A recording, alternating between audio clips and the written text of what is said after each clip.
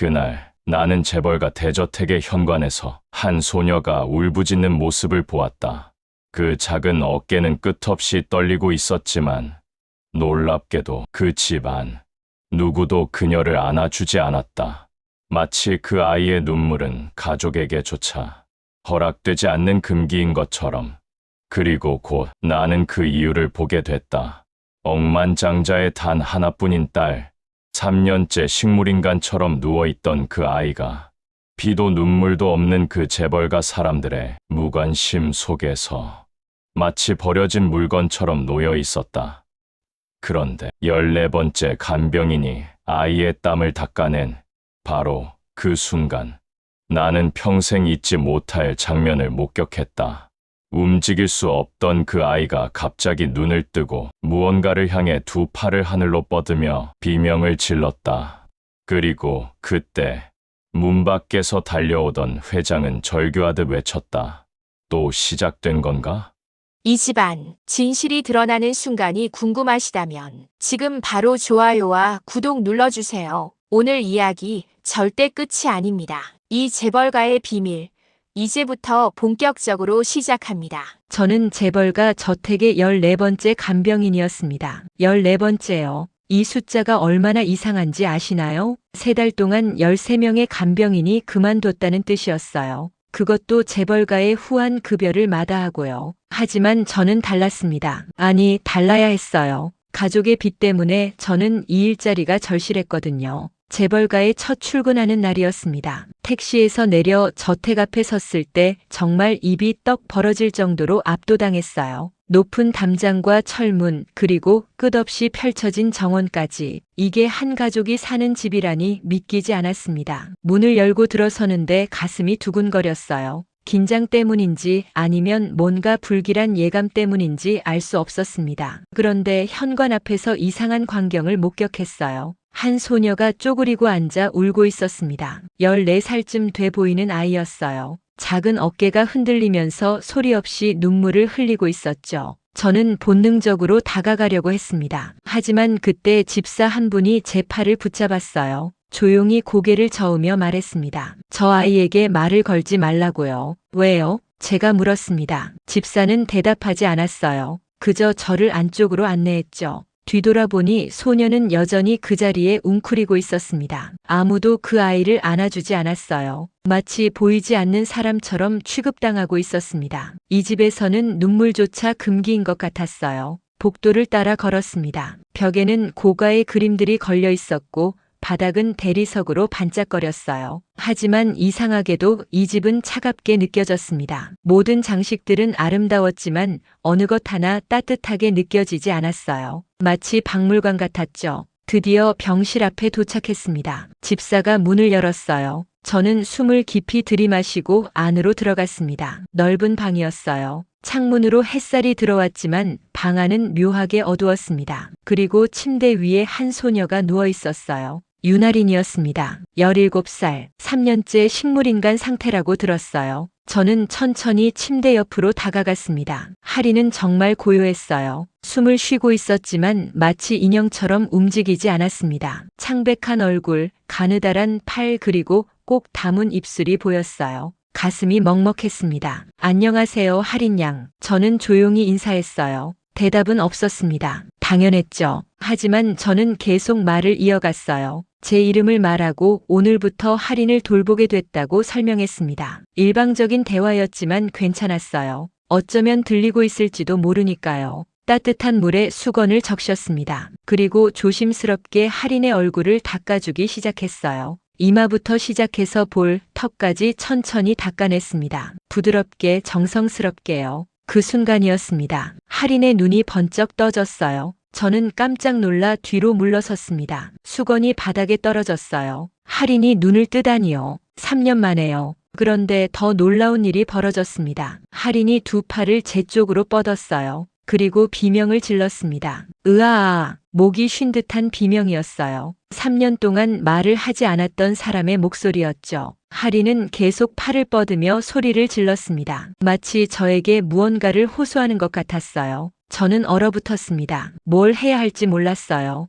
할인을 안아줘야 하나? 누군가를 불러야 하나? 머릿속이 하얘졌습니다. 바로 그때였습니다. 또 시작된 건가? 문이 벌컥 열리며 남자가 달려 들어왔어요. 50대 후반으로 보이는 분이었습니다. 단정한 정장 차림이었지만 얼굴은 창백했어요. 윤혜진 회장이었습니다. 할인의 아버지요. 회장은 침대로 달려와 할인을 내려다봤습니다. 그의 손이 떨리고 있었어요. 입술도 파르르 떨렸죠. 놀라움과 두려움이 뒤섞인 표정이었습니다. 할인아. 그가 떨리는 목소리로 불렀어요. 하지만 할인은 대답하지 않았습니다. 그저 계속 비명을 질렀어요. 두 팔은 여전히 제 쪽을 향하고 있었죠. 저 회장님, 제가 떨리는 목소리로 말했습니다. 뭘 어떻게 해야 하나요? 회장은 대답하지 않았어요. 그저 할인을 바라보며 중얼거렸습니다. 또 시작됐어 또. 저는 그 말의 의미를 알 수 없었습니다. 무엇이 또 시작됐다는 걸까요? 할인의 비명은 점점 작아졌어요. 그러다 결국 눈을 감았습니다. 다시 식물인간 상태로 돌아간 거였어요. 침묵이 흘렀습니다. 회장은 한참 동안 움직이지 않았어요. 그러다 천천히 고개를 돌려 저를 바라봤습니다. 그의 눈빛이 날카로웠어요. 당신 이름이 뭐라고 했죠? 한세연입니다. 한세연 씨, 회장이 무거운 목소리로 말했어요. 지금부터 제가 하는 말을 잘 들으세요.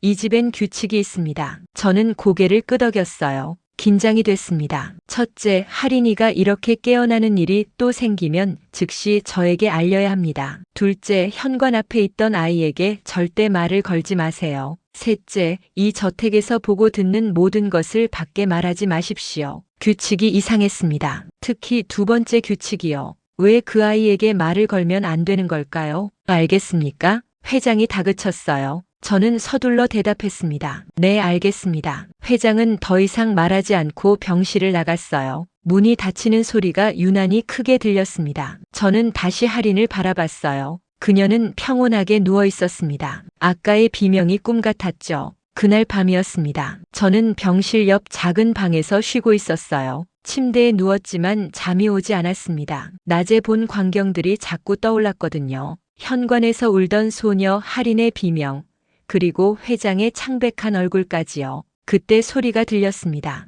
또 희미한 목소리였어요. 저는 벌떡 일어나 병실로 갔습니다. 할인이었어요. 눈은 감고 있었지만 입술이 움직이고 있었습니다. 또 빼앗겼어. 중얼거리는 소리였어요. 무슨 뜻일까요? 무엇을 빼앗겼다는 걸까요? 저는 침대 옆으로 다가갔습니다. 할인의 손을 잡았어요. 손이 얼음장처럼 차가웠습니다. 저는 그녀의 손을 꽉 쥐며 말했어요. 괜찮아요, 할인 양. 제가 여기 있어요. 할인의 중얼거림이 멈췄습니다. 그리고 다시 고요해졌어요. 저는 창문 쪽으로 갔습니다. 밖을 내다보려고요. 그런데 깜짝 놀랐어요. 정원에 누군가 서 있었거든요. 어둠 속이라 얼굴은 보이지 않았습니다. 하지만 실루엣으로 두 사람인 것 같았어요. 한 명은 여자였습니다. 중년으로 보였어요. 그리고 다른 한 명은 작았습니다. 아이였어요. 순간 알겠더라고요. 현관에서 울던 그 소녀였어요. 두 사람은 병실 창문을 올려다보고 있었습니다. 저를 보고 있는 건지 할인을 보고 있는 건지 알 수 없었어요. 하지만 섬뜩했습니다. 저는 재빨리 커튼을 쳤어요. 심장이 빠르게 뛰었습니다. 이 집에 뭔가 있었어요. 말로 설명할 수 없는 무언가가요. 그리고 저는 그 한가운데에 들어와 있었습니다. 다음 날 아침이었습니다. 저는 일찍 일어나 할인의 아침 케어를 준비했어요. 침대 시트를 정리하고 세면 도구를 챙기고 약을 확인했죠. 평범한 간병 업무였습니다. 하지만 마음은 평범하지 않았어요. 어젯밤 창밖에서 본 두 사람의 실루엣이 자꾸 떠올랐거든요. 아침 8시쯤이었습니다. 병실 문이 열렸어요. 윤혜진 회장이었습니다. 어젯밤보다 더 피곤해 보였어요. 다크서클이 짙었고 정장도 구겨져 있었죠. 밤새 한숨도 못 잔 것 같았습니다. 한세연 씨, 회장이 낮은 목소리로 불렀어요. 잠시 이야기 좀 합시다. 저는 고개를 끄덕였습니다. 회장은 병실 한쪽에 있는 소파로 걸어갔어요. 저도 따라가 마주 앉았습니다. 침묵이 흘렀어요. 회장은 한참 동안 말을 꺼내지 못했습니다. 어제 놀라셨을 겁니다. 회장이 먼저 입을 열었어요. 할인이가 깨어났을 때요. 네, 조금요. 저는 솔직하게 대답했습니다. 회장은 쓴웃음을 지었어요. 조금이라니 정직하시군요. 다른 간병인들은 기절하거나 그 자리에서 그만뒀습니다. 그래서 14번째였구나. 저는 속으로 생각했어요. 회장이 계속 말했습니다. 한세연 씨, 당신이 알아야 할 게 있습니다. 할인이가 저렇게 깨어나는 건 처음이 아니에요. 네, 저는 놀라 물었어요. 회장은 깊은 한숨을 쉬었습니다. 지난 3년 동안 할인이는 5번 깨어났어요. 매번 똑같았습니다. 비명을 지르고 팔을 뻗고 그러다 다시 잠들죠. 그런데 문제는 회장이 말을 멈췄어요. 주먹을 꽉 쥐었다 폈습니다. 그러고는 저를 똑바로 바라보며 말했어요. 할인이가 아침에 비명을 지르던 날엔 집안에 반드시 누군가 죽었습니다. 순간 등골이 서늘해졌어요. 무슨 말씀이신가요? 말 그대로입니다. 회장의 목소리가 떨렸어요. 첫 번째는 2021년 4월이었어요. 할인이가 깨어난 그날 우리 집 고문 변호사가 교통사고로 세상을 떠났습니다. 두 번째는 그해 9월, 그날은 이사 한 분이 심장마비로 쓰러졌죠. 세 번째, 네 번째도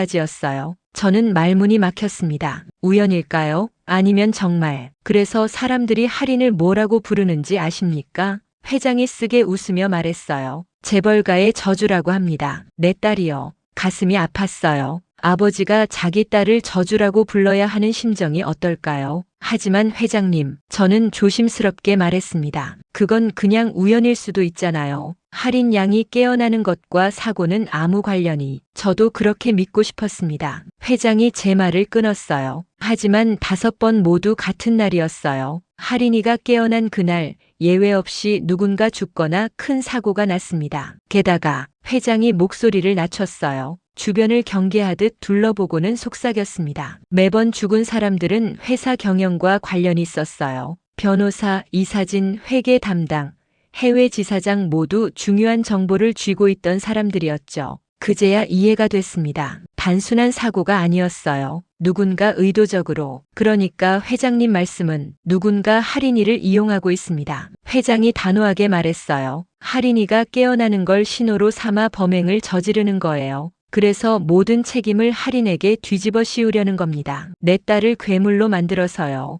저는 할 말을 잃었습니다. 너무 충격적이었어요. 그런데 문득 궁금증이 생겼습니다. 그럼 어제는 무슨 일이 있었나요? 제가 물었어요. 회장은 잠시 침묵했습니다. 그러다 천천히 대답했어요. 아직 모릅니다. 하지만 곧 알게 되겠죠. 섬뜩했습니다. 회장이 일어났어요. 그리고 문 쪽으로 걸어가다가 멈춰 섰습니다. 한세연 씨, 부탁이 있습니다. 네, 말씀하세요. 할인이를 잘 지켜주세요. 당신이 14번째 간병인이지만 이상하게 할인이가 당신에게만 손을 뻗었어요. 지난 3년간 처음 있는 일입니다. 저는 가슴이 뭉클했어요. 그리고 대답했습니다. 최선을 다하겠습니다. 회장은 고개를 끄덕이고 나갔어요. 문이 닫혔습니다. 저는 다시 할인을 바라봤어요. 그녀는 여전히 고요했습니다. 하지만 이제는 달라 보였어요. 가엾게 느껴졌죠. 오후가 됐습니다. 저는 할인의 물리치료를 도와주고 있었어요. 팔다리를 조심스럽게 움직여주는 일이었죠.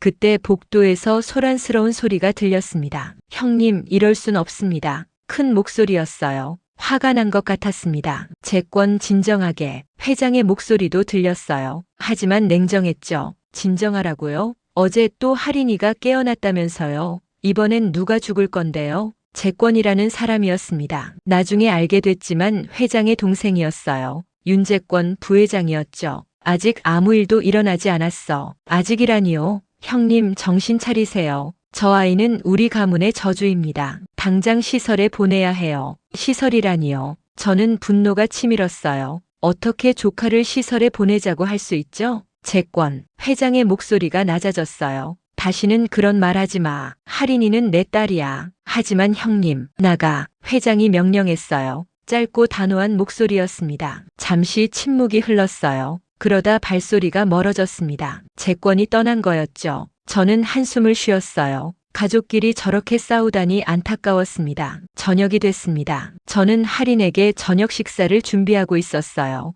유동식이었습니다. 그때 갑자기 할인의 손가락이 움직였어요. 깜짝 놀라 손을 잡았습니다. 할인의 눈은 여전히 감겨 있었어요. 하지만 입술이 미세하게 떨리고 있었습니다. 또 어젯밤처럼 중얼거렸어요. 저는 귀를 가까이 댔습니다. 또 빼앗겼어. 똑같은 말이었어요. 무엇을 빼앗겼다는 걸까요? 할인 양, 저는 부드럽게 말했습니다. 누가 뭘 빼앗아 갔어요? 말해줄 수 있어요? 할인의 입술이 더 떨렸어요. 그러다 아주 작은 목소리로 말했습니다. 서희요? 그게 누구죠? 서희가 누구예요? 제가 물었어요. 하지만 할인은 더 이상 대답하지 않았습니다. 다시 고요해졌죠. 저는 혼란스러웠어요. 서희라는 이름이 낯설지 않았습니다. 어디서 들어본 것 같았어요. 그런데 어디서였죠? 그때 번개처럼 깨달았습니다. 현관에서 울던 소녀요. 회장이 말했었죠. 저 아이에게 절대 말을 걸지 말라고요. 혹시 그 아이 이름이 서희일까요? 그리고 할인과 무슨 관계가 있는 걸까요? 저는 결심했습니다. 알아봐야겠어요. 밤이 깊었습니다. 저는 조용히 병실을 나왔어요. 복도를 걸으며 현관 쪽으로 갔습니다. 혹시 그 소녀가 또 나타날까 해서요. 현관에 도착했어요. 아무도 없었습니다. 하지만 밖을 내다보니 정원의 불빛이 보였어요. 손전등 같았습니다. 저는 조심스럽게 밖으로 나갔어요. 정원을 가로질러 불빛 쪽으로 갔습니다. 점점 가까워지는데 목소리가 들렸어요. 언니, 작은 목소리였어요. 울먹이는 소리였습니다. 나무 뒤에 숨어 조용히 지켜봤어요. 그 소녀가 거기 있었습니다. 병실 창문을 올려다보며 눈물을 흘리고 있었어요. 그때 누군가 소녀 옆에 나타났습니다. 중년 여성이었어요. 소녀를 꼭 안아주며 말했습니다. 서희야, 그만 가자. 여기 있으면 안 돼. 서희였어요. 역시 그 아이였습니다. 하지만 이모 언니가 또 깨어났대요. 아침에 비명을 질렀다고요. 서희가 흐느끼며 말했어요. 언니가 나 때문에 또. 조용히 해. 여자가 주변을 경계했어요. 저는 숨을 죽였습니다. 서희야, 알지? 우리가 여기 있는 걸 절대 들키면 안 돼. 특히 재권 아저씨에게는요. 재권이요? 아까 회장과 싸웠던 그 사람이요? 알아요. 서희가 고개를 끄덕였어요. 하지만 이모, 언니는 언제 깨어날까요? 정말로 깨어날 수 있을까요? 모르겠다, 서희야. 그건 아무도 몰라. 두 사람은 한참 더 서 있다가 떠났어요. 저는 그들이 완전히 사라질 때까지 기다렸습니다. 그리고 천천히 병실로 돌아왔어요. 머릿속이 복잡했습니다. 서희는 누구일까요? 왜 할인을 언니라고 부르는 걸까요? 그리고 왜 자신 때문이라고 했을까요? 퍼즐 조각들이 흩어져 있었어요. 하지만 아직 맞출 수 없었습니다. 병실로 돌아왔습니다. 할인은 여전히 잠들어 있었어요. 저는 그녀의 손을 잡았습니다. 할인 양, 걱정 마세요. 저는 속삭였어요. 제가 진실을 찾아낼게요.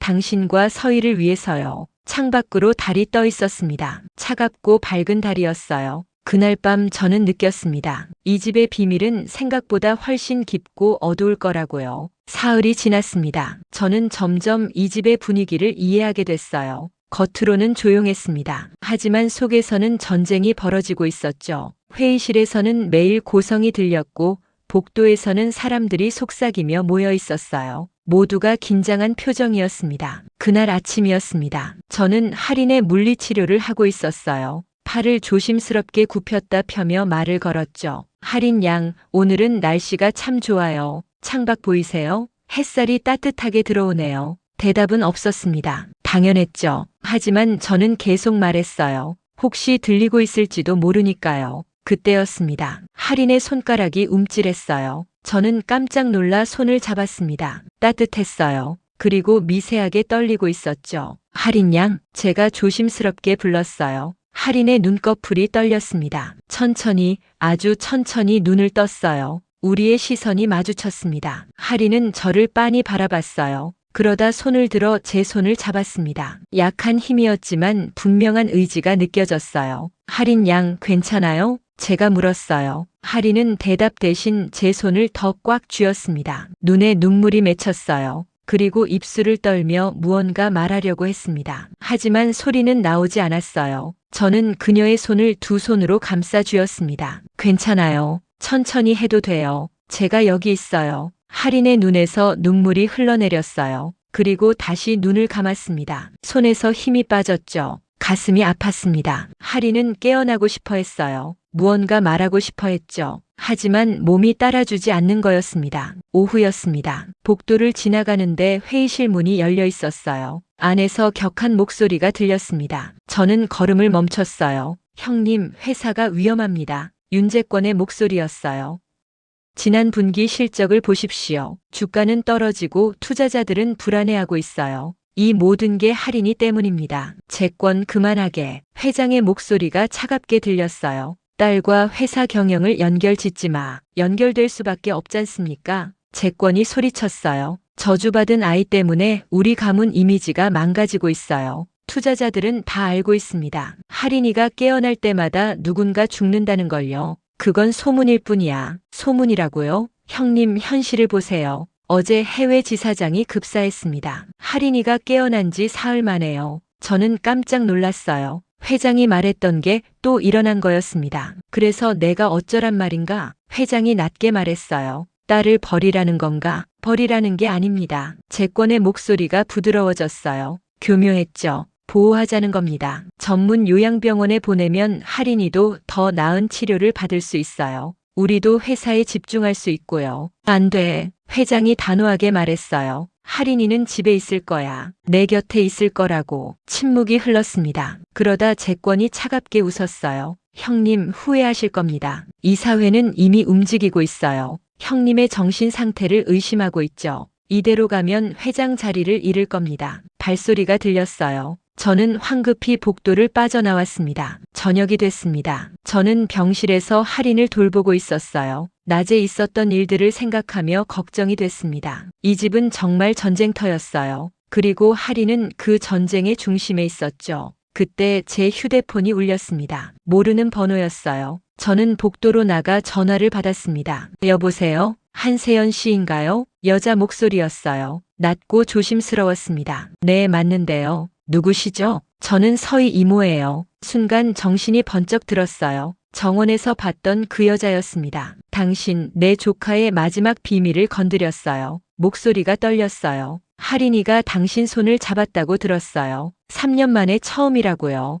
어떻게 그걸? 이 집엔 귀가 많아요. 여자가 말했어요. 한세연 씨, 조심하세요. 당신이 위험해요. 무슨 말씀이세요? 할인이가 당신을 선택했어요. 그건 당신이 진실에 가까워진다는 뜻입니다. 그리고 누군가는 그 진실이 밝혀지는 걸 원하지 않아요. 등골이 서늘해졌어요. 서희는 대체 누구예요? 할인과 무슨 관계죠? 지금은 말할 수 없어요. 여자가 대답했어요. 하지만 하나만 알아두세요. 서희와 할인은 3년 전 같은 사고를 당했어요. 함께요. 같은 사고라니요? 교통사고였어요. 두 아이 모두 차 안에 있었죠. 할인은 병원에 실려갔지만 서희는 신고조차 되지 않았어요. 이 가문은 서희의 존재를 지웠습니다. 저는 숨이 막혔어요. 어떻게 그럴 수 있죠? 왜요? 왜 그런 짓을 한 거예요? 그건 여자의 목소리가 더 작아졌어요. 당신이 직접 알아내야 해요. 저는 이미 너무 많이 말했어요. 조심하세요, 한세연 씨. 특히 윤재권을 조심하세요. 전화가 끊겼습니다. 저는 한참을 멍하니 서 있었어요. 머릿속이 복잡했습니다. 서희와 할인이 같은 사고를 당했다고요? 그런데 왜 서희는 숨겨진 거죠? 그리고 윤재권은 이 모든 것과 어떤 관련이 있는 걸까요?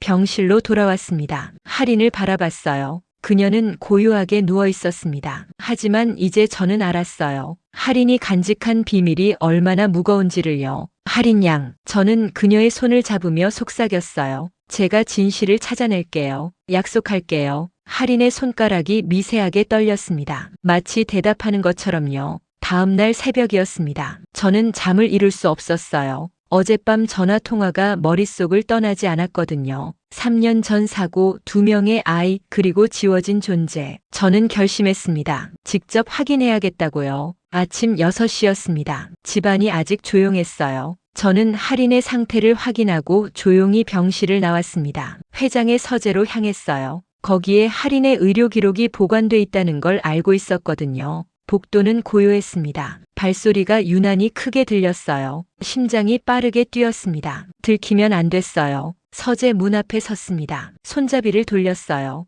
다행히 잠겨 있지 않았습니다. 문을 살짝 열고 안으로 들어갔어요. 넓은 서재였습니다. 책장이 벽 한 면을 가득 채우고 있었고 큰 책상이 창가에 놓여 있었어요. 저는 재빨리 책상 서랍을 열었습니다. 첫 번째 서랍에는 서류들이 가득했어요. 회사 관련 문서였죠. 두 번째 서랍도 마찬가지였습니다. 저는 초조해졌어요. 시간이 없었거든요. 세 번째 서랍을 열었습니다. 그때 두꺼운 파일 하나가 눈에 띄었어요. 겉표지에 윤아린 의료 기록이라고 적혀 있었습니다. 바로 이거였어요. 파일을 꺼내 펼쳤습니다. 손이 떨렸어요. 페이지를 넘기며 기록들을 읽었습니다. 처방 전 검사 결과 의사 소견서 모두 할인의 식물인간 상태에 관한 내용이었어요. 그러다 한 페이지에서 멈췄습니다. 2021년 3월 12일 교통사고 환자 이송. 사고 당일 기록이었어요. 저는 숨을 죽이고 읽었습니다. 오후 6시 45분 강남구 청담동 인근 도로에서 차량 전복 사고 발생. 환자 윤아린 당시 14세 중상 상태로 발견. 두부 외상 및 의식 불명. 여기까지는 알고 있는 내용이었어요. 그런데 다음 줄이 충격적이었습니다. 사고 현장에서 2명의 미성년자 발견됨. 두 번째 아동약 11세 추정은 경미한 부상. 신원 확인 불가. 보호자 연락 두절로 경찰 인계 예정이었으나 그 다음 문장에 빨간 줄이 그어져 있었어요. 보호자 요청으로 해당 기록 삭제 처리. 저는 숨이 막혔습니다. 2명이요. 2명의 아이가 함께 있었던 거예요. 그리고 두 번째 아이의 기록은 지워졌습니다. 누군가 의도적으로 지운 거였어요. 그 아이가 서희였습니다. 틀림없었어요. 뭐 하는 겁니까? 뒤에서 목소리가 들렸어요. 저는 깜짝 놀라 돌아봤습니다. 윤재권이었습니다. 문 앞에 서서 저를 노려보고 있었어요. 얼굴에 차가운 미소가 걸려 있었죠. 부회장님, 저는 황급히 파일을 닫으려 했어요. 하지만 재권이 다가와 제 손에서 파일을 낚아챘습니다. 의료 기록을 몰래 보다니. 그가 비웃으며 말했어요. 간병인 주제에 참 대담하군요. 저는 그냥 재권이 제 말을 끊었어요. 호기심이었나요? 아니면 누가 시켰나요? 저는 입을 다물었습니다. 재권은 파일을 휙 넘기며 봤어요. 그러다 제가 보던 페이지에서 멈췄습니다. 아, 이걸 봤군요. 그가 중얼거렸어요. 3년 전 사고 기록이요. 2명의 아이가 있었다는 게 사실인가요? 제가 물었어요. 재권은 고개를 끄덕였습니다. 사실이죠. 하지만 두 번째 아이는 존재하지 않아요. 공식적으로는요. 왜요? 왜 숨긴 건가요? 왜냐고요? 재권이 비웃었어요. 재벌가엔 비밀이 많습니다. 한세연 씨, 특히 우리 가문은 더더욱요. 두 번째 아이는 있어선 안 될 존재였어요. 무슨 뜻인지 모르겠어요. 알 필요도 없습니다. 재권이 파일을 서랍에 넣으며 말했어요. 당신은 그냥 할인이나 잘 돌보면 돼요. 쓸데없는 호기심은 화를 부릅니다. 그는 문 쪽으로 걸어갔어요. 그러다 멈춰 서서 말했습니다. 참 한 가지 조언할게요. 형님께 이 일을 말하지 마세요. 그분은 요즘 불안정하시거든요. 자칫하면 당신도 14번째로 끝날 겁니다. 협박이었어요. 하지만 저는 물러서지 않았습니다. 저는 진실을 알 권리가 있어요. 제가 단호하게 말했어요. 재권이 돌아봤습니다. 눈빛이 차가웠어요. 권리라고요? 당신은 고용된 사람일 뿐입니다. 권리 같은 건 없어요. 그는 나가버렸습니다. 문이 쾅 닫혔어요. 저는 한참 동안 서 있었습니다. 분노와 좌절이 밀려왔어요. 하지만 포기할 수 없었습니다. 할인을 위해서 그리고 서희를 위해서요. 오후였습니다. 저는 병실에서 할인을 돌보고 있었어요. 그런데 회장이 들어왔습니다. 평소와 달리 지쳐 보였어요. 한세연 씨, 회장이 조용히 불렀어요. 잠시 이야기 좀 합시다. 저는 고개를 끄덕였습니다. 회장은 창가로 걸어가 밖을 바라봤어요. 한참 침묵이 흘렀습니다. 재권이한테 들었어요. 회장이 말했어요. 의료 기록을 봤다면서요. 죄송합니다. 하지만 괜찮아요. 회장이 제 말을 끊었어요. 오히려 다행입니다. 이제 말할 때가 된 것 같아요. 그는 천천히 돌아서서 저를 바라봤어요. 서희는 제 아들의 딸입니다. 순간 머리가 멍해졌어요. 아들이요? 네. 저에겐 숨겨진 아들이 있었어요. 윤세준이죠. 회장이 쓰게 웃으며 말했어요. 젊은 시절의 실수였습니다. 인정받지 못한 아이였죠. 그 아이가 서희를 낳았어요. 그러니까 서희는 제 손녀입니다. 저는 할 말을 잃었어요. 할인이는 서희를 무척 아꼈어요. 동생처럼 여겼죠. 3년 전 그날도 할인이가 서희를 데리고 나갔던 겁니다. 왜요? 왜 데리고 나간 거예요? 누군가로부터 지키려고요. 회장의 목소리가 떨렸어요. 재권이가 서희를 없애려고 했어요. 상속권 다툼 때문이었죠. 할인이는 그걸 알아챘고 서희를 데리고 도망쳤습니다. 그러다 사고가 난 거예요. 눈물이 났습니다. 14살 소녀가 동생을 지키려다 이렇게 된 거였어요. 서희는 지금 어디 있나요? 제가 물었어요. 회장은 고개를 저었습니다. 모릅니다. 사고 이후 친척이 데려갔어요. 제 손이 닿지 않는 곳에 숨겨뒀죠. 서희의 안전을 위해서요. 그날 오후였습니다. 저는 할인의 점심 식사를 준비하고 있었어요. 평소처럼 유동식을 데우고 있었죠. 그때 복도에서 여러 사람의 발소리가 들렸습니다. 무거운 발소리들이었어요. 문이 벌컥 열렸습니다. 윤재권이 들어왔어요. 그 뒤로 정장을 입은 사람들이 5명이나 따라왔습니다. 이 사진으로 보였어요. 그리고 간호사 2명과 의사 1명도 함께였죠. 무슨 일이세요? 제가 당황해서 물었어요. 재권은 대답하지 않았습니다. 대신 의사에게 고개를 끄덕였어요. 환자 상태를 확인하세요. 의사가 할인에게 다가왔습니다. 저는 본능적으로 침대 앞을 막아섰어요. 잠깐만요. 회장님은 아시나요? 형님은 곧 아실 겁니다. 재권이 차갑게 말했어요. 비키세요, 한세연 씨. 이건 이사회의 공식 결정입니다. 무슨 결정이요? 윤아린 양을 전문 요양병원으로 이송합니다. 순간 머리가 하얘졌어요. 요양병원이라니요. 안 돼요. 제가 소리쳤어요. 회장님 허락 없이는 안 됩니다. 허락은 필요 없어요. 재권이 서류 하나를 꺼내 보여줬어요. 이사회 긴급 결의안입니다. 회장의 정신 상태가 불안정하다는 의학적 소견과 함께 통과됐죠. 윤혜진은 더 이상 합리적인 판단을 내릴 수 없습니다. 저는 숨이 막혔어요. 이게 쿠데타였습니다. 동생이 형을 끌어내리려는 거였죠. 이건 말도 안 돼요. 말이 됩니다. 재권이 비웃었어요. 저주받은 아이를 집에 두고 싶어하는 회장이 정상인가요? 회사를 위험에 빠뜨리는 사람이 경영자 자격이 있나요? 그때 뒤에서 목소리가 들렸습니다. 재권 회장이었어요. 숨을 헐떡이며 달려왔습니다. 얼굴이 창백했어요. 이게 무슨 짓인가? 형님 진정하세요. 재권이 오히려 침착하게 말했어요. 이건 회사를 위한 결정입니다. 할인이를 전문 병원에서 치료받게 하는 게 최선이에요. 내 허락도 없이 형님의 허락은 더 이상 유효하지 않습니다. 재권이 서류를 내밀었어요. 이사회 결의로 형님은 직무 정지됐어요. 정신과 진단서도 첨부돼 있습니다. 회장이 서류를 낚아챘어요. 손이 떨리며 읽었습니다. 그러다 서류를 구겨 던졌어요. 이건 조작이야. 내가 언제 정신과 진단을 받았나? 지난주 목요일입니다. 재권이 차분하게 대답했어요. 형님께서 회의 중 환각 증세를 보이셨죠. 딸이 깨어났다고 소리를 지르셨어요. 이사들이 모두 목격했습니다. 그건 회장의 말이 막혔어요. 저는 알았습니다. 그게 함정이었다는 걸요. 재권은 처음부터 이 순간을 준비해왔던 거예요. 형님, 이제 그만하세요. 재권이 손을 내밀었어요. 할인이를 보내주세요. 그게 아이를 위해서도 좋습니다. 절대 안 돼. 회장이 침대 앞으로 달려갔어요. 할인을 감싸듯 섰습니다. 내 딸은 어디도 안 가. 절대로. 그럼 어쩔 수 없군요. 재권이 손짓했어요. 간호사들이 앞으로 나왔습니다. 스트레처를 들고 있었어요. 강제 집행합니다. 감히. 회장이 소리쳤어요. 하지만 이사들이 그를 붙잡았습니다. 2명이 회장의 팔을 잡았어요.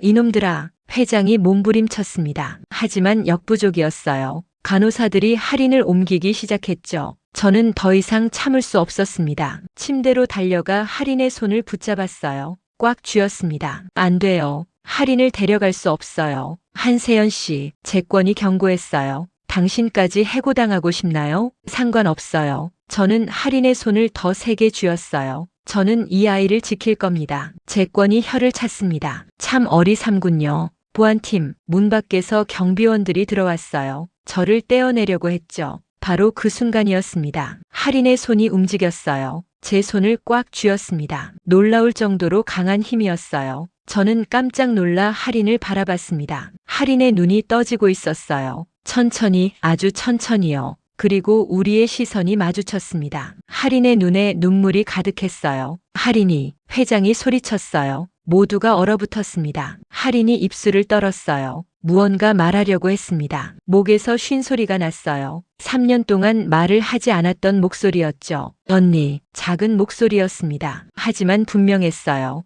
가지마. 할인이 제 손을 더욱 세게 쥐었어요. 눈물이 볼을 타고 흘렀습니다. 언니 가지마. 저는 울음이 터졌어요. 3년 만에 나온 할인의 첫 말이었습니다. 회장이 무릎을 꿇었어요. 침대로 기어가 할인의 다른 손을 잡았습니다. 할인아. 목이 메어 말을 잇지 못했어요. 그저 딸의 손을 붙잡고 울었습니다. 재권의 얼굴이 창백해졌어요. 이건 이럴 수가. 이사들도 당황했습니다. 서로 얼굴만 쳐다봤어요. 이사님들, 제가 떨리는 목소리로 말했어요. 보셨죠? 할인이 깨어났어요. 말도 했고요. 이 아이는 회복하고 있어요. 데려가면 안 됩니다. 이사 중 한 명이 재권에게 말했습니다. 부회장님, 이건 예상 밖인데요. 잠깐 진정하십시오. 재권이 당황하며 말했어요. 이건 일시적인 현상일 뿐입니다. 환각이나 경련일 수도 있어요. 환각이라고요? 회장이 고개를 들었어요. 눈물 범벅인 얼굴로 재권을 노려봤습니다. 내 딸이 말을 했어. 3년 만에 말을 했다고. 이게 환각으로 보이나? 형님, 나가. 회장이 소리쳤어요. 당장 나가. 다신 내 딸 앞에 나타나지 마. 침묵이 흘렀습니다. 재권은 이를 악물었어요. 하지만 더 이상 할 말이 없었습니다. 이사들도 물러서기 시작했어요. 이건 끝난 게 아닙니다. 재권이 낮게 중얼거렸어요. 곧 다시 올 겁니다. 그는 돌아서서 나갔습니다. 이사들과 의료진도 따라 나갔어요. 문이 닫혔습니다. 병실에 정적이 찾아왔어요. 할인은 여전히 제 손을 잡고 있었습니다. 눈을 감았지만 숨소리가 고르게 들렸어요. 살아 있었습니다. 그리고 돌아오고 있었어요. 회장이 저를 바라봤습니다. 고맙습니다. 떨리는 목소리였어요. 정말 고맙습니다. 저는 고개를 저었어요. 눈물을 닦으며 말했습니다. 아니에요. 당연한 일을 했을 뿐이에요. 하지만 알고 있었습니다. 이건 시작일 뿐이라는 걸요. 재권은 다시 올 거예요. 더 큰 공격을 준비해서요. 이틀이 지났습니다. 할인은 조금씩 나아지고 있었어요. 눈을 뜨는 시간이 길어졌고 손가락도 자주 움직였습니다. 아직 말은 많이 하지 못했지만 고개를 끄덕이거나 제 손을 꽉 쥐며 반응했어요.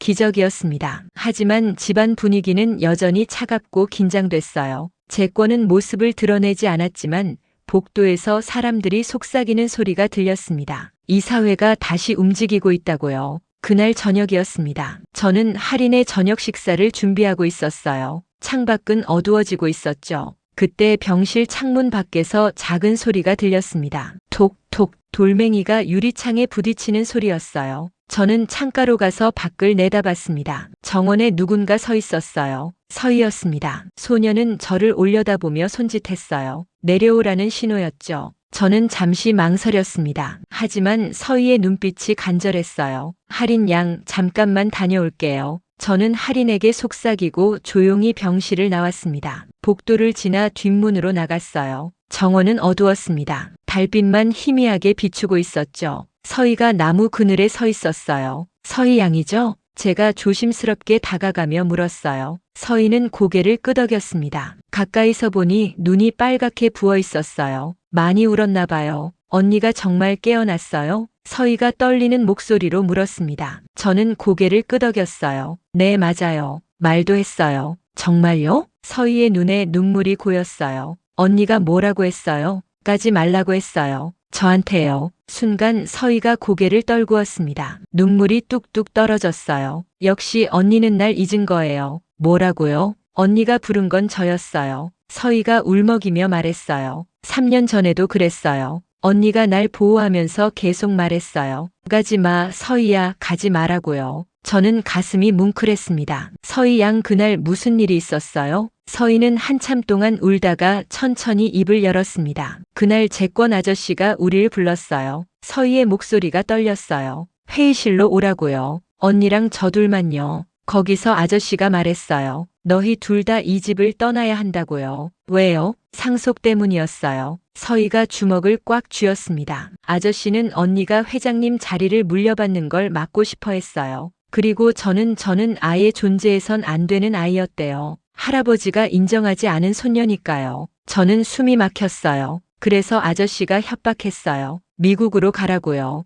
안 그러면 우리 엄마를, 언니 엄마를. 서희가 말을 잇지 못했습니다. 너무 어린 나이에 겪기엔 끔찍한 일들이었어요. 언니가 화를 냈어요. 절대 안 간다고. 서희는 건드리지 말라고 소리쳤죠. 그러다 회의실을 뛰쳐나갔어요. 날 데리고요. 그리고 차를 타고 도망쳤어요. 언니가 운전을 했어요. 아직 어렸지만 할 줄 알았거든요. 그런데 서희의 목소리가 더 떨렸습니다. 뒤에서 차 한 대가 따라왔어요. 계속 들이받으려고 했어요. 언니가 필사적으로 피했지만 결국 부딪혔어요. 저는 눈물이 났습니다. 차가 뒤집혔어요. 언니가 마지막 순간 절 감싸 안았어요. 그러면서 계속 말했어요. 가지 마, 서희야. 나한테서 떨어지지 말라고요. 서희가 바닥에 주저앉았어요. 저도 옆에 앉아 그녀를 안아줬습니다. 사고 후에 구급차가 왔어요. 하지만 재권 아저씨도 왔어요. 아저씨가 구급대원들에게 말했어요. 아이는 한 명만 있다고요. 저를 데리고 가버렸어요. 어떻게 그럴 수가. 이모가 날 숨겨줬어요. 그 뒤로 줄곧 숨어 살았어요. 하지만 언니 곁을 떠날 수 없었어요. 그래서 가끔씩 몰래 왔죠. 서희가 저를 올려다봤습니다. 언니한테 말해주세요. 서희가 괜찮다고요. 그리고 미안하다고요. 내가 있어서 언니가 다쳤다고요. 아니에요. 저는 서희의 손을 잡았어요. 하리는 당신을 지키려고 했어요. 후회하지 않을 거예요. 서희가 울었습니다. 저도 함께 울었어요. 그때 뒤에서 목소리가 들렸습니다. 감동적이군요. 놀라서 돌아봤어요. 재권이 서 있었습니다. 그 옆에 경비원 2명이 있었어요. 서희 오랜만이구나. 재권이 차갑게 웃었어요. 잘 숨어 지냈니? 저는 서희를 감싸 안았습니다. 부회장님, 이러시면 안 됩니다. 안 된다고요? 재권이 비웃었어요. 이 아이는 불법 침입자예요. 당장 경찰에 신고해야죠. 그 전에 회장님께 말씀드리겠어요. 제가 단호하게 말했어요. 3년 전 사고의 진실도 함께요. 재권의 얼굴이 굳었습니다. 증거가 있나요? 서희의 증언이 있어요. 아이의 거짓말일 뿐이죠. 재권이 손짓했어요. 경비원들이 다가왔습니다. 바로 그때였어요. 재권, 회장이 나타났습니다. 숨을 헐떡이며 달려왔어요. 형님, 이게 무슨 짓인가? 회장이 서희를 보더니 얼어붙었습니다. 서희구나. 서희가 고개를 들었어요. 할아버지를 마주봤습니다. 회장이 무릎을 꿇었어요. 그리고 서희를 안았습니다. 미안하다, 정말 미안하다. 그날 밤 모든 진실이 밝혀지기 시작했습니다. 다음 날 아침이었습니다. 회장은 밤새 서희와 이야기를 나눴어요. 3년 동안 듣지 못했던 진실을 들었죠. 서희는 모든 걸 말했습니다. 재권의 협박, 도망, 그리고 사고까지요. 저는 병실에서 할인을 돌보고 있었어요. 할인의 상태는 계속 좋아지고 있었습니다. 눈을 뜨는 시간도 길어졌고요. 할인 양, 저는 그녀의 손을 잡으며 말했어요. 서희가 왔었어요. 괜찮대요. 할인의 눈가에 눈물이 맺혔습니다. 입술이 미세하게 움직였어요. 서희, 작은 목소리였지만 분명했습니다. 오후였어요. 저는 문득 생각났습니다. 서재에서 봤던 의료 기록 말이에요. 거기 사고 관련 서류가 더 있었을 거예요. 저는 조심스럽게 서재로 갔습니다. 다행히 아무도 없었어요. 책상 서랍을 열고 파일을 꺼냈습니다. 페이지를 넘기며 꼼꼼히 읽었어요. 그러다 한 문장에서 멈췄습니다. 사고 차량 블랙박스 회수됨. 경찰 증거물 보관 중. 블랙박스요. 저는 심장이 빨리 뛰었어요. 차 안에 블랙박스가 있었다면 녹음이 남아있을 거예요. 사고 전 상황까지요. 문서를 더 뒤졌습니다. 그러다 USB 하나를 발견했어요. 작은 봉투에 담겨 있었죠. 겉에 블랙박스 음성 파일이라고 적혀 있었습니다. 손이 떨렸어요.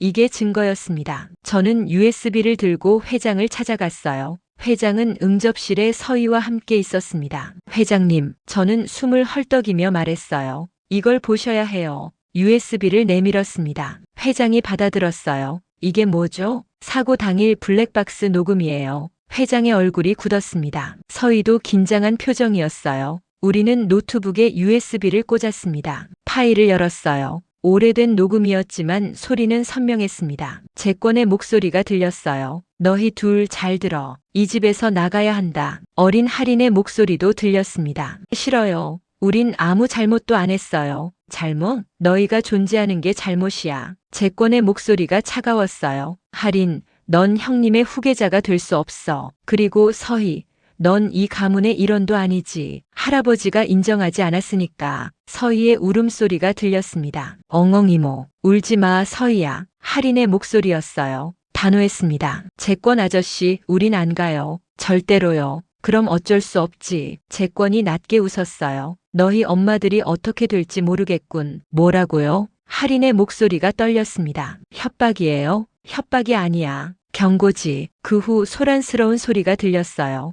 의자가 넘어지는 소리, 문이 열리는 소리, 그리고 발소리요. 차 시동 거는 소리가 났습니다. 할인의 숨소리가 거칠게 들렸어요.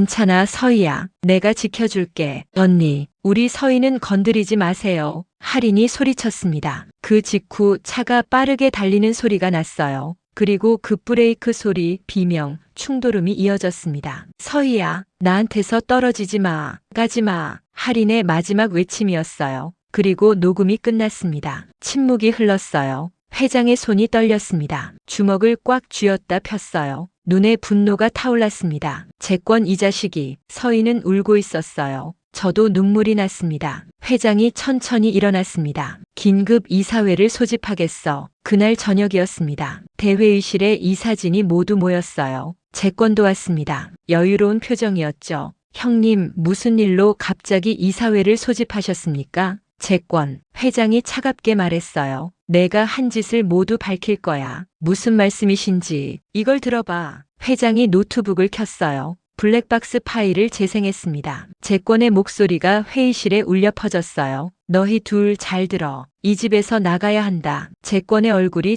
창백해졌습니다. 녹음이 계속됐어요. 협박하는 목소리, 할인의 외침, 그리고 사고 소리까지요. 이사들이 충격에 빠졌습니다. 서로 얼굴만 쳐다봤어요. 녹음이 끝났습니다. 이건 재권이 더듬거렸어요. 조작이야. 누가 만든 거야? 조작? 회장이 비웃었어요. 경찰 증거물로 보관됐던 파일이야. 원본이지. 형님, 오해예요. 난 그냥. 닥쳐. 회장이 소리쳤어요. 회의실이 조용해졌습니다. 넌 내 딸을 죽이려 했어. 내 손녀도 없애려 했지. 3년 동안 거짓말을 했고 회사를 혼란에 빠뜨렸어. 회장이 이사들을 둘러봤어요. 여러분 들으셨죠? 이 사람이 우리 가문의 한 짓을요. 이사 한 명이 일어났습니다. 부회장님 해명하시죠. 해명? 난 재권의 말이 막혔어요. 변명할 수 없었습니다. 또 다른 이사가 일어났어요. 저는 더 이상 부회장님을 신뢰할 수 없습니다. 저도 마찬가지입니다. 이사들이 하나둘 일어났어요. 재권을 향한 시선이 차갑게 변했습니다. 표결하겠습니다.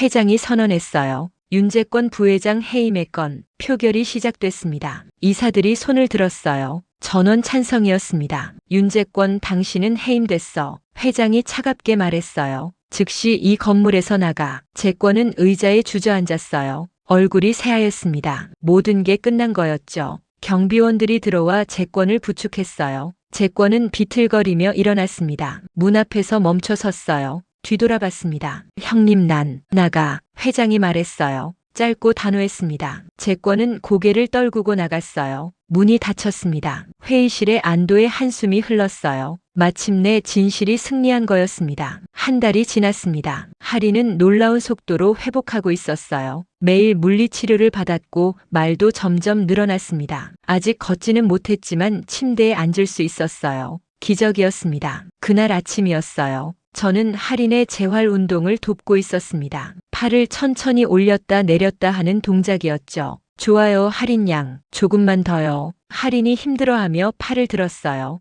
땀이 이마에 맺혔습니다. 힘들어요, 세연 언니. 할인은 이제 저를 언니라고 불렀어요. 처음 들었을 때 가슴이 뭉클했었죠. 조금만 더 힘내요. 다 됐어요. 마지막 동작을 마쳤습니다. 할인이 헉헉거리며 침대에 기댔어요. 잘했어요. 제가 칭찬하며 수건으로 땀을 닦아줬어요. 할인이 씁쓸하게 웃었습니다. 이렇게 힘든데 언제 걸을 수 있을까요? 곧이요. 의사 선생님도 그러셨잖아요. 그때 문이 열렸어요. 서희가 들어왔습니다. 손에 꽃다발을 들고 있었어요. 언니, 서희가 환하게 웃으며 다가왔어요. 할인의 얼굴도 환해졌습니다. 서희야. 두 아이가 손을 맞잡았어요. 저는 옆으로 물러나 지켜봤습니다. 따뜻한 장면이었어요. 언니, 오늘 학교에서 있었던 일 들려줄게. 서희가 신나게 이야기하기 시작했어요. 할인은 고개를 끄덕이며 들었습니다. 웃기도 하고 놀라기도 하고 때론 걱정스러운 표정도 지었어요. 한 달 전 회장은 서희를 공식적으로 가족으로 인정했습니다. DNA 검사도 했고 호적에도 올렸어요. 이제 서희는 더 이상 숨어야 할 아이가 아니었죠.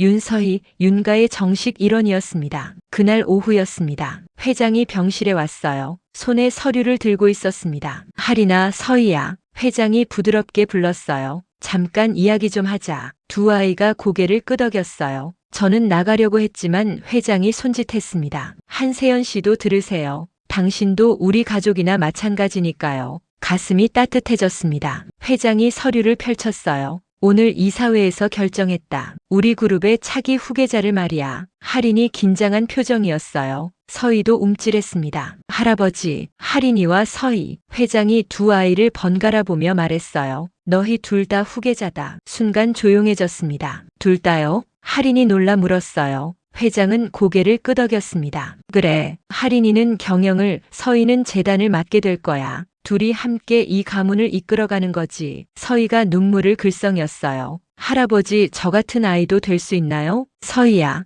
회장이 서희의 손을 잡았어요. 넌 내 소중한 손녀야. 당연히 될 수 있지. 할인도 울었습니다. 기쁨의 눈물이었어요. 고마워요, 아버지. 고마워할 건 없어. 회장이 쓰게 웃었어요. 내가 늦게 깨달은 거지. 진짜 가족이 뭔지 말이야. 그날 저녁이었습니다. 저는 할인에게 저녁 식사를 준비하고 있었어요. 할인이 갑자기 말했습니다. 세연 언니, 응, 침대에서 일어나고 싶어요. 저는 깜짝 놀랐어요. 아직 의사 선생님이 허락하지 않으셨잖아요. 알아요. 하지만 해보고 싶어요. 할인의 눈빛이 단호했습니다. 저는 잠시 망설이다 고개를 끄덕였어요. 알았어요. 제가 도와줄게요. 할인의 팔을 잡았습니다. 천천히 침대 가장자리로 다리를 내렸어요. 할인이 이를 악물었습니다. 할 수 있어요. 제가 허리를 받쳐줬어요. 할인이 힘을 주며 일어났습니다. 떨리는 다리였지만 버텼어요. 잘하고 있어요. 천천히요. 할인이 한 발을 내디뎠습니다. 비틀거렸지만 넘어지지 않았어요. 또 한 발을 내디뎠습니다. 해냈어요. 할인의 목소리가 떨렸어요.